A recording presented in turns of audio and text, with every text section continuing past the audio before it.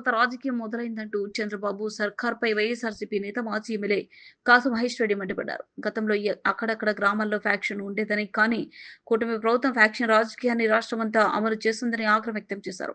ఆదివారం ఆయన మీడియాతో మాట్లాడుతూ ప్రతిపక్ష నాయకుడిని అణగదొక్కాలన్న ఆలోచనతోనే అక్రమ కేసులతో ప్రభుత్వం ముందుకెళ్తుందని దుయ్యబట్టారు. ఎన్నడూ లేని విధంగా ఐపీఎస్ అధికారులు, రిటైర్డ్ ఐఏఎస్ అధికారులపై అక్రమ కేసులు పెట్టి జైలుకు పంపుతుంది. కూటమి ప్రభుత్వం ఏడాదిలోపే భ్రష్టు పట్టిపోయింది. వైఎస్ఆర్సీపీ గ్రాఫ్ రోజురోజుకి పెరుగుతుంది. ఇది జీర్ణించుకోలేని చంద్రబాబు, వైఎస్ జగన్ చుట్టూ ఉన్న వారిపై అక్రమ కేసులు బనాయిస్తున్నారు. ధనంజయ రెడ్డి, కృష్ణమోహన్ రెడ్డిలపై అక్రమ కేసులు బనాయించి జైలుకు పంపారు. కనీసం ఈ కేసులో ఎటువంటి ఆధారాలు కూడా లేవు అని మహేష్ రెడ్డి పేర్కొన్నారు. జగన్మోహన్ రెడ్డి గారు ఈరోజు మీరు చూస్తున్నారు, ఎక్కడికి పోయినా బ్రహ్మరథం పడుతున్నారు. వాస్తవంగా మొన్న తెలుగుదేశం అనుబంధ ఛానల్లోనే చెప్పారు, చంద్రబాబు నాయుడు గారు ఓడిపోతే మళ్ళీ తేరుకోవడానికి, పార్టీని నిలబెట్టడానికి 2-3 సంవత్సరాలు పట్టింది. అక్కడ తెలంగాణలో కేసీఆర్ గారికి 1-2 సంవత్సరాలు పట్టింది. ఇక్కడ జగన్మోహన్ రెడ్డి గారు 2-3 నెలల్లోనే బ్రహ్మాండంగా తిరుగుతున్నాడు, తిరుగుబాటు చేస్తున్నాడు ప్రభుత్వం మీద అని.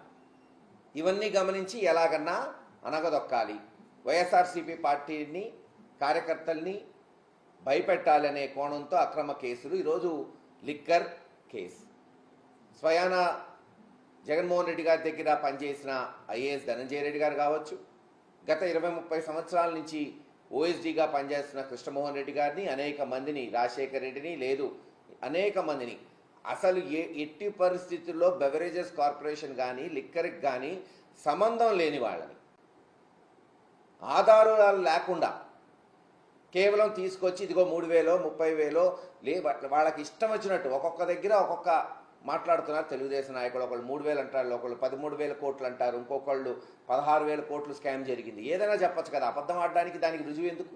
ఎంతైనా చెప్పచ్చు. అలా చెప్తూ ఓ స్కామ్ జరిగింది, ఇదిగో వీళ్ళని అరెస్ట్ చేస్తున్నాం, వాళ్ళని అరెస్ట్ చేస్తున్నాం, ఒక సిట్ వేసాం, ఆ సిట్లో తెలుగుదేశం మరి కనీసం పచ్చ చొక్కా వేసుకోకర్లా, పోలీసులే తెలుగుదేశానికి పనిచేస్తున్నట్టు ముఖ్యమంత్రి పేషి నుంచి ఇదిగో పలానోడిని అరెస్ట్ చేయి, పలానోడిని అరెస్ట్ చేయి, వాళ్ళని అరెస్ట్ చేయటం, కోర్టులో ప్రొడ్యూస్ చేయటం. చివరికి కోర్టులో కూడా ఏమైనా సాక్ష్యాలు ఉన్నాయని అడిగితే ఇస్తాం, త్వరలో ఇస్తాం, ఎప్పుడు ఇస్తారో తెలీదు. కేవలం ఏంటంటే ఎస్ అరెస్ట్ చేయాలి, ఈ కేసు నిలబడిద్దా, రేపు అసలు ఇది అసలు శిక్షలు పడతాయి, ఏం లేవని వాళ్ళకి తెలుసు, కానీ మేము అరెస్ట్ చేస్తాం అంతే.